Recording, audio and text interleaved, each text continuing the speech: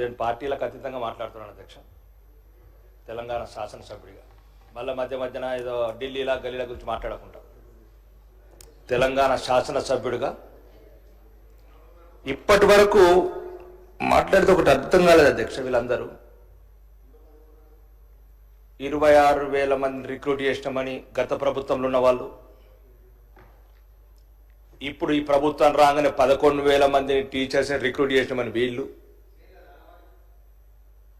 37,000 మంది అందరు మేధావులు, తెలివైన వాళ్ళు, ఐఏఎస్ ఆఫీసర్లు, ప్రిన్సిపల్ సెక్రటరీలు, చీఫ్ సెక్రటరీలు, ఎడ్యుకేషన్ సెక్రటరీలు, ఇంతమంది మేధావులు, సీనియర్ శాసనసభ్యులు, 37,000 మంది టీచర్సు, ఇన్ని మౌలిక వసతులు, ఇన్ని వేల కోట్ల బడ్జెట్ ఉండగా అధ్యక్ష నాకు ఒకటి అర్థమవుతలేదు, మళ్ళీ 6 లక్షల మంది పిల్లలు ఎట్లా డ్రాప్ అవుట్స్ అయినారు? అందరు ఐఏఎస్ ఆఫీసర్లే, chief secretary, principal secretary, education secretary, joint secretary, special secretary, ఇంతమంది మేధావులు, విద్యాశాఖ మంత్రి, ముఖ్యమంత్రులు, సీనియర్ ఎమ్మెల్యేలు, విద్యాశాఖ మంత్రులు వీళ్ళు, మళ్ళా ఇంక 34 ఏళ్ళ నుంచి ఉన్న సీనియర్లు. ఈ ఒక్కటే లాజిక్ మిస్ అయినా నేనేమంటున్నా అధ్యక్ష, ఇదే అడిగినా మొన్న డౌట్ వచ్చి ఒక ప్రైవేట్ స్కూల్ అతను అడిగిన, అన్న నీకు ఒకటే కాలేజీ ఉండే 100 కాలేజీలు ఎట్లయినాయన్నా? ఒకటే కాలేజీ ఉండే 100 కాలేజీలు ఎట్లయినాయి, 100 బిల్డింగ్లు ఎట్లయినాయి అంటే ఇంత వ్యవస్థని మనం మెయింటైన్ చేస్తేనే ఈ రకంగా ఉంటే మరి వాళ్ళు ఎట్లా అధ్యక్ష? ఎక్కడో లోపం ఉంది అధ్యక్ష, ఎక్కడో లోపం ఉంది. లోపంని సరిదిద్దండి. మళ్ళీ ఇంకొక అక్కడ రాగానే మళ్ళీ రేపు నెక్స్ట్ నుంచి మేము ఒక 20,000 మందిని రిక్రూట్ చేసినాం. ఇప్పుడు సబితక్క గారు మాట్లాడుతుంటూ అన్నారు, పోయిన సంవత్సరమే 3,50,000 సుమారు 3,50,000 స్టూడెంట్స్ డ్రాప్ అవుట్ అయినాడు అధ్యక్ష. అంటే ఇంకొక 6 ఏళ్ళు డ్రాప్ అవుట్ అవుతుంది చాలుగా, ఇంకా 0 అధ్యక్ష. నేను శాసనసభ్యుడిగా ఎన్నికైన నుంచి అన్ని స్కూల్స్కి వెళ్ళాను అధ్యక్ష, అన్ని స్కూల్స్కి వెళ్ళాను. అందరు అన్నీ తెలిసి మాట్లాడాలి కాబట్టి మాట్లాడుతున్నారు. కానీ ఎలా ఇది ఒక్కటే చెప్పండి అధ్యక్ష, ఎట్లా డ్రాప్ అవుట్ అవుతున్నారు? లక్షల మంది ఎట్లా డ్రాప్ అవుట్ అవుతున్నారు? ఇది ఎట్లా అధ్యక్ష? మీకు ఒక చిన్న ఉదాహరణ చెప్తున్నా అధ్యక్ష.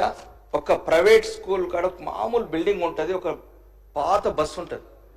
ఇప్పుడు మా చుట్టుపక్కల నందిపేటలో ఒక స్కూల్ అనుకోండి, అక్కడ పక్కన వేలుమల అట్లాంటి చిన్న చిన్న విలేజ్లు, అక్కంపల్లి విలేజ్లా అలా బస్సులలో పంపిస్తారు అధ్యక్ష. ఈ స్కూళ్ళ మీద నమ్మకం పోయింది అధ్యక్ష. 5 ఎకరాల గ్రౌండ్ ఉంటుంది అధ్యక్ష. మన స్కూళ్ళకేం తక్కువ లేదు, మన స్కూల్ చాలా బాగున్నాయి అధ్యక్ష. మేము కూడా అవే చదువుకున్నాం, అవే వేప చెట్ల కింద, అవే రూమ్లల్లో అవే చదువుకున్నాం అధ్యక్ష. కానీ ఎవరు లేకుండా అనాథల్లాగా అయిపోయినాయి అధ్యక్ష విద్యారంగం. మీరు దాన్ని బట్టి చెప్పండి, ఒక్క కాలేజ్ ఉన్న వాళ్ళు 100 కాలేజీలు ఎలా పెడుతున్నారు? మరి ముఖ్యంగా అధ్యక్ష, ఈరోజు చెప్పాలంటే ఎక్కడో లోపం ఉంది. ఇప్పుడు చెప్తున్నారు 6,000 స్కూల్స్ మూతపడ్డాయి 10 ఏళ్లలో. అందరు మేధావులే. అప్పుడు బంగారు తెలంగాణ, ఇప్పుడు వజ్రాల తెలంగాణ.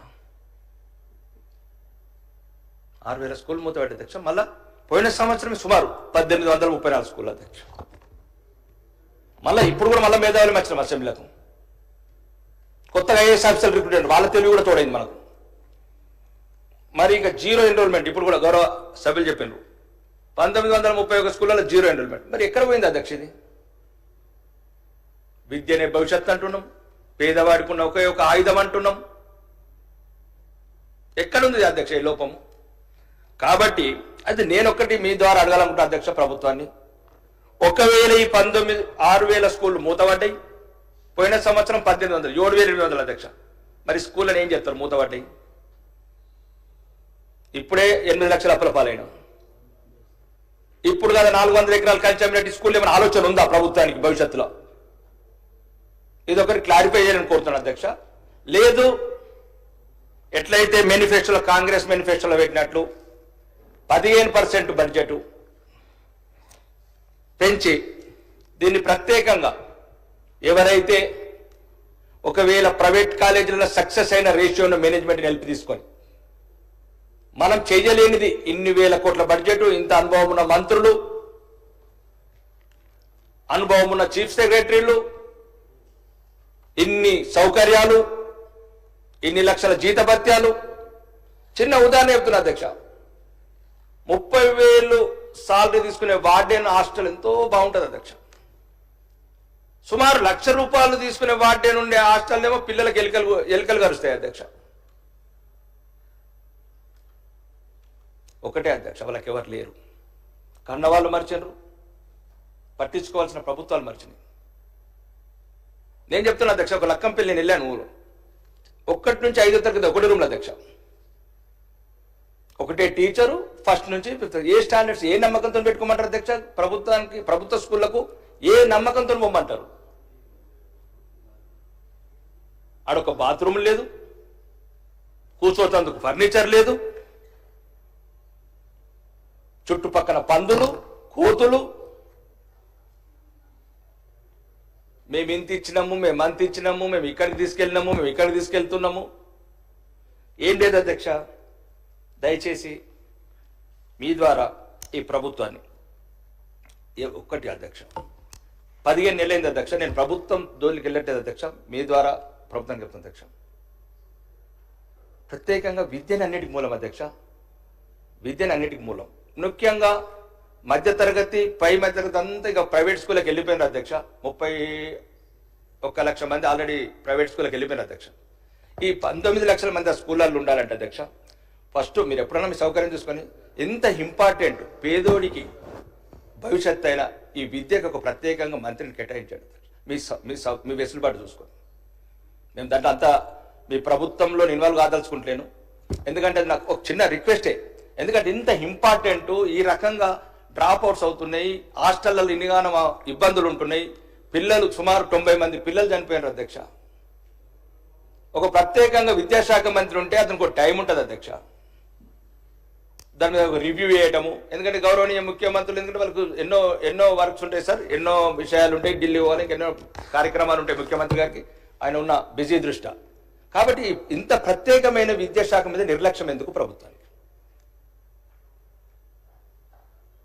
అందరు ప్రత్యేకంగా చెప్పారు ఇప్పటిదాకా, ఇక్కడ వాళ్ళు చెప్పిండ్రు, అక్కడ వాళ్ళు, కానీ దానికి ప్రత్యేకంగా మంత్రి లేడు.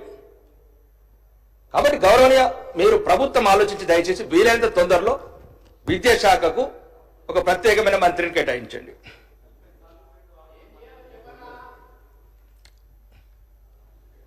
చెప్తానండి, ఇంకేమి ఎన్నేళ్ల కోట్లు అప్పు చేస్తారు, ఇంకెంతమంది పిల్లలు డ్రాప్ అవుట్ చేస్తారు? నేను ఎందుకు మళ్ళీ నేను పార్టీలకు అతీతంగా మాట్లాడుతున్నాను.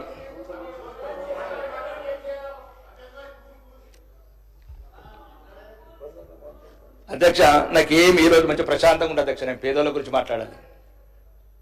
నాకు తెలుసు అధ్యక్ష, పల్లెలలో ఏ పరిస్థితులు ఉన్నాయో. నేను ఏమంటలేనండి, ఒక నారాయణ చైతన్య లాంటి వాళ్ళు వేలాది లక్షలాది ఇయ్యాల. ఇగో ఇప్పుడు అధ్యక్ష 12,000 స్కూళ్ళు ఉంటేనేమో 11,312 స్కూళ్ళు ఉన్నాయి అధ్యక్ష. ఆ స్కూళ్ళలో 31 లక్ష మంది. మనదేమో గవర్నమెంట్ 29,513 స్కూళ్ళు ఉంటేనేమో 19 లక్షలు.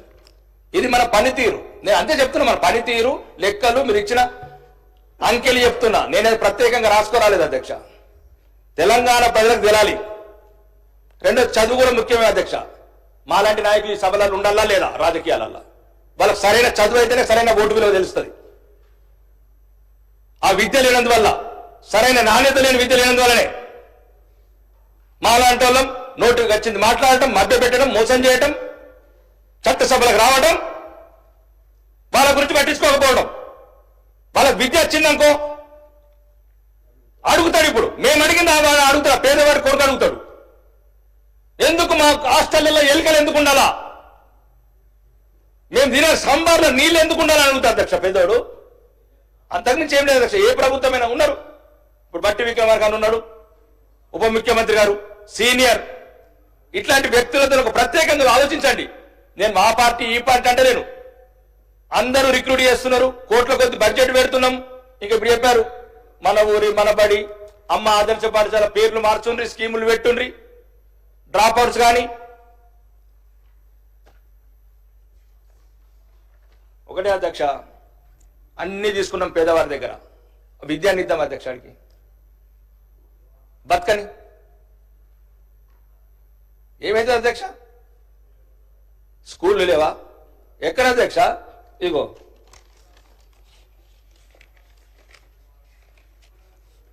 నాది ఆర్మూర్ రిపోర్ట్ అధ్యక్ష. నేను పోయినసారి మాట్లాడినా, మంత్రి గారు కూడా శ్రీధర్ బాబు గారు నోటెడ్ చేసుకున్నారు అధ్యక్ష. మామూలు కాన్స్టిట్యూన్సీ గురించి చెప్తున్నా అధ్యక్ష. టీచర్లు కూర్చోవడానికి 913 చైర్లు లేవు, పిల్లలకు డెస్క్ టేబుల్ లేవు, 242 బాత్రూమ్ లేవు ఆడపిల్లలకు మగ పిల్లలకు. అంటే రాష్ట్ర పరిస్థితి చెప్తున్నా అధ్యక్ష. ఇది ఏ తెలంగాణ మీరే పనిగో.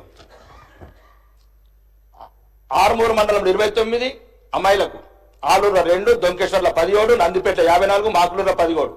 గర్ల్స్ టాయిలెట్స్ అవసరం 119, బాయ్స్ టాయిలెట్స్ ఆర్మూర్ల 30 బాత్రూమ్లు అధ్యక్ష. ఇలా కోట్ల చెప్తారు అధ్యక్ష, వేల కోట్లు చెప్తారు అధ్యక్ష, 8 లక్షల కోట్లు చెప్తారు అధ్యక్ష. కనీస అవసరాలు లేని స్కూళ్ళలో ఎవరు ఎందుకు వెళ్ళాలి అధ్యక్ష? మన పిల్లలు వెళ్తారా?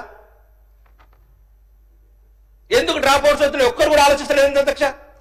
ఏమనుకోమంటారు అధ్యక్ష?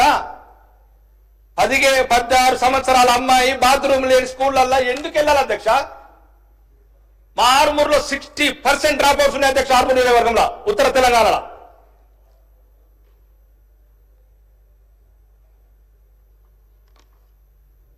అప్పు చేసి సప్పు చేసి ఆ పేదోడు కూడా కైకిలు చేసుకుని ప్రైవేట్ స్కూల్ పంపిస్తున్నాడు, కూలి చేసి. నమ్మకం పోగొట్టినాం అధ్యక్ష. వాళ్ళు వీళ్ళు కాదు, మీరందరూ పెద్దలు ఆలోచించండి. ఈ నమ్మకంలో మళ్ళా అట్టడుగున్న వర్గాల్లో ఉన్న వాళ్లకు ఈ స్కూళ్ల మీద నమ్మకం పెట్టగలిగించాలి.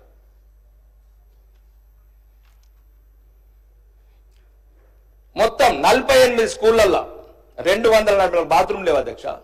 ఒక ఆర్మూర్ పరిస్థితి ఇట్లుంటే తెలంగాణ పరిస్థితి ఎట్లుంది అధ్యక్ష?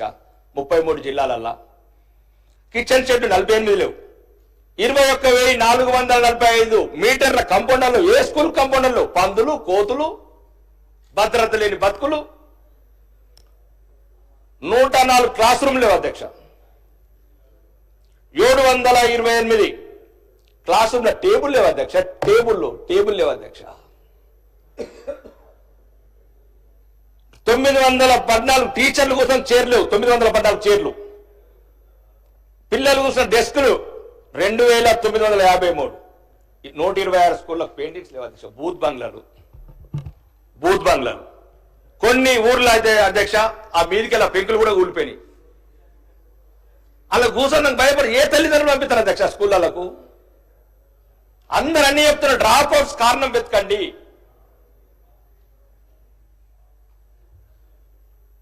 కోట్లాది రూపాయలు ఇట్లా వేలాది స్కూళ్ళు మూత పడితే మళ్ళీ యాక్షన్ పెడతారు అధ్యక్ష. మళ్ళీ ఆయన యాక్షన్ ఆ కూలి పిల్లలకు మళ్ళీ ఆయన స్కూళ్ళకు దిక్కుండదు అధ్యక్ష. ఇప్పటికే సుమారు 8,000 స్కూళ్ళు మూత పడ్డాయి. ఇంకా ఒక 5 ఏళ్ళది అన్ని స్కూళ్ళు మూత పడతాయి అధ్యక్ష.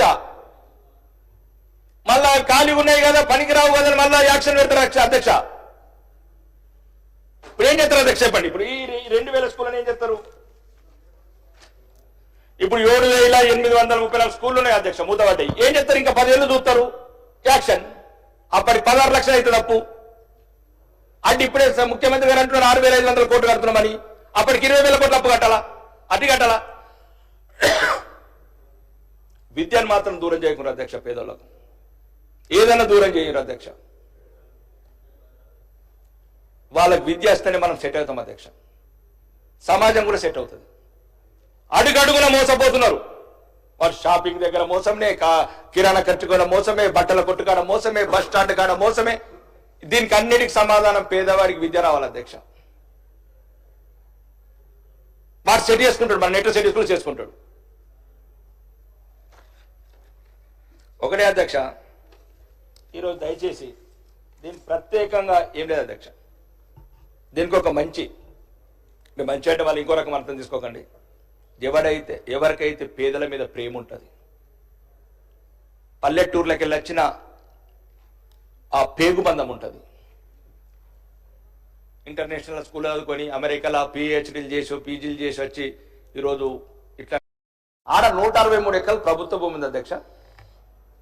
హైవే మీద, నేషనల్ హైవే మీద అధ్యక్ష 5 నిమిషాలకు బస్సు. పేద పిల్లలు కదా అధ్యక్ష, ఎస్సీ ఎస్టీ బీసీ మైనారిటీ వాళ్ళు ఉంటారు. వాళ్ళ తల్లిదండ్రులు దూరం నుంచి రావాలా, బోధను, కామారెడ్డి లేకపోతే రైల్వే స్టేషను. ఇక్కడ మళ్ళా ఒక రకమైన అపోజ్ టు చిత్ర అధ్యక్ష. ఎక్కడో వేరే చోటు తరలించాలా అంటే ఎక్కడ అధ్యక్ష? పేదవాళ్ళు ఉండకూడదు, మంచి స్థానం ఉండకూడదు పేదవాళ్ళు. మీరు రండి అధ్యక్ష, మీరు కమిటీ వేయండి. దళితులు ఉండాలి కదా అధ్యక్ష, ఎస్సీ ఎస్టీలు బీసీలు ఉండాలా? ఉన్నత వర్గాల పిల్లలు, డబ్బున్న వాళ్ళ పిల్లలు హాస్టల్లో ఉండరు కదా అధ్యక్ష. అంత మంచిగా green environment, 365 days safe drinking water, man made lakes, highway transport facilities, దీంట్లో కూడా రాజకీయాలు అధ్యక్ష. కాబట్టి దయచేసి అధ్యక్ష, గౌరవనీయ ముఖ్యమంత్రి గారు కూడా చెప్పాను అధ్యక్ష, అండ్ ఇన్ఛార్జ్ మంత్రి దృష్టి కూడా తీసుకొచ్చాను, మీ ద్వారా కూడా చెప్తున్నాను అధ్యక్ష. పేద పిల్లలు సంవత్సరాల తరపున అక్కడ ఉండి చదువుకోవాలా ఉండాలి. కాబట్టి దయచేసి ఏదైతే పేద ప్రజలకు సౌకర్యంగా ఉంటుంది, పర్యావరణం కానీ, వాటర్ పరంగా కానీ, ట్రాన్స్పోర్ట్ పరంగా కానీ అన్ని రకాల వసతులు ఉన్న ప్రాంతాన్ని గవర్నమెంట్ ఆల్రెడీ రికమెండేషన్ పంపించింది అధ్యక్ష. ఈ కలెక్టర్ గారు పంపించి కూడా 6 నెలలు అయిపోయింది. మళ్ళీ దాన్ని మార్చొద్దని మీ ద్వారా కోరుకుంటున్నాను అధ్యక్ష. 2 నిమిషాల పట్టు. మీకు కొందరు చూస్తే భయము. ఈ అధ్యక్ష ఫారెస్ట్ సంగతి అయిపోయింది. ఎడ్యుకేషన్ మీరు ఆలోచించండి. ఈ డ్రాప్ అవుట్స్ని ఎట్లా ఆపాలి, పేదవాళ్ళకి మౌలిక సదుపాయాలు కలిగించాలి, నిజమైన రిటైర్డ్ ఆఫీసర్ సెల్ఫీ తీసుకోండి అధ్యక్ష. ఇక ఇంతకుముందు మాట్లాడిన అధ్యక్ష, ఒక చిన్న విషయం చెప్తున్నాక, ఫారెస్ట్ డిపార్ట్మెంట్ అధ్యక్ష, తెలంగాణ వ్యాప్తంగా రైతులకు ఒక చిన్న సమస్య ఉంది అధ్యక్ష. ఫారెస్ట్ డిపార్ట్మెంట్ కనెక్ట్ అయింది అధ్యక్ష, మీరు కూడా వినాలా. దీంట్లో ఉన్న చాలా మంది మంత్రులు, ఎమ్మెల్యేలు నాకు ఫోన్ చేశారు. తెలంగాణకు ఎర్రచందనము ఎక్స్పోర్ట్ చేయడానికి అనుమతి లేదు అధ్యక్ష. ఇది ఖమ్మం నుంచి పడితే వరంగల్ వరకు రైతులు తెలుసో తెలియక పెట్టుకున్నారు అధ్యక్ష. అంటే నేను భారతదేశం నుంచి ఎర్రచందనం ఎగుమతిదారు కూడా చెప్తున్నా అధ్యక్ష. నేను 2014 రాష్ట్రం విడిపోయినప్పుడు ఈ ప్రభుత్వానికి ఒక లెటర్ ఇచ్చాను అధ్యక్ష, గవర్నర్ గారికి. చాలా మంది రైతులు అధ్యక్ష, ఒక నిమిషం, సూర్యాపేట, కోదాడ, వరంగల్ అందరు రైతులు ఎర్రచందనం రోపిస్తున్నారు అధ్యక్ష. కొనేవాళ్ళు లేరు అధ్యక్ష వాళ్ళకు. ఎందుకంటే తెలంగాణ ప్రభుత్వానికి విదేశాలకు ఎగుమతి చేసే కోట లేదు. 16 రాష్ట్రాలకు ఉంది. అధికారులకు ఇప్పటి 10 సార్లు చెప్పాను అధ్యక్ష. రెండోది, రాష్ట్రం విడిపోయినప్పుడు కూడా అప్పుడున్న గవర్నర్ గారు రూల్ ఉండే, గవర్నర్ గారు కూడా చెప్పాను అధ్యక్ష, తెలంగాణ విడిపోతుంది, ఆంధ్రప్రదేశ్ అప్పుడు ఉమ్మడి ఆంధ్రప్రదేశ్ 250 టన్నుల కోటా ఉన్నది, తెలంగాణ రైతులు అన్యాయం అవుతారు, మీరు దీన్ని ప్రిజర్వ్ చేయండి కోటా అని చెప్పాను 42%. అది చేయలేదు అధ్యక్ష. తర్వాత ఢిల్లీకి వెళ్ళి డైరెక్టర్ జనరల్ ఫారెస్ట్కి చెప్పాను అధ్యక్ష, తెలంగాణ రైతులు 30-40 సంవత్సరాలు కష్టపడి పెంచుకుంటారు అధ్యక్ష, కోటా క్రియేట్ ఏంటంటే తెలంగాణ ప్రభుత్వం నుంచి రిక్వెస్ట్ వస్తే కదా రెడ్డి సాబ్ हम कर सकते అంట. భూమి మీద ప్రేమ ఉండాలి అధ్యక్ష.